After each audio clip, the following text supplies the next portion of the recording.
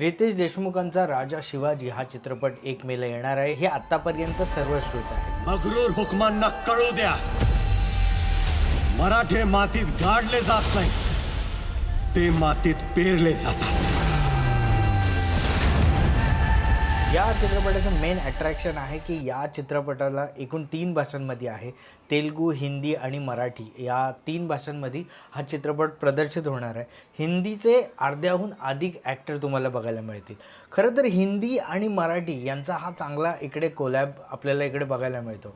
आणखी या चित्रपटाच्या निमित्तानं आणखी एक कोलॅब होता राहिला आहे. तो म्हणजे या चित्रपटाच्या दिग्दर्शनासाठी आधी नागराज मंजुळे यांना विचारण्यात आलं होतं, पण काही वैचारिक मतभेदांमुळे त्यांच्यामध्ये हा कोलॅब होऊ शकला नाही. पण खरंच जर का हा झाला असता तर काय मजा आली असती. एक रितेश देशमुख होते ज्यांना आपल्या मराठीचा किंवा आपल्या सगळ्यांप्रमाणेच त्यांना भाषेचा जाज्वल्य अभिमान आहे, तो त्यांनी त्यांच्या कार्यातून पण सिद्ध केला आहे. आणि एक असा डिरेक्टर की जो भाई अफाट काहीतरी करतो, तर हे जर का कोलॅब झालं असतं आणि त्याच्यात अजय अतुलचं संगीत, ओ काय हे त्या दोघांव्यतिरिक्त आणखी कोणाला माहिती असणार आहे.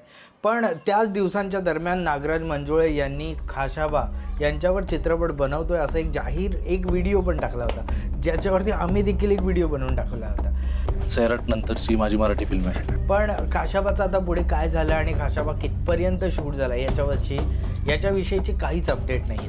सध्या तरी नागराज मंजुळे यांचा नावाचा गवगवा होतोय मटका किंग या वेब सिरीजसाठी. जर का ही वेब सिरीज तुम्ही आतापर्यंत बघितली नसेल तर ठीक आहे, एवढीही काय ग्रेट नाही आहे. किंवा जेव्हा ती आपण सिरीज बघतो तेव्हा ही सिरीज नागराज मंजुळे यांनीच डिरेक्ट केले, हा फील येता राहतो. ठीक आहे, बाकी याचं म्युझिक सुंदर आहे, याच्यामधलं कास्टिंग जबरदस्त आहे, पण तो नागराज मंजुळेवाला इफेक्ट वाटत नाही, अजूनही थोडा मिस होतो.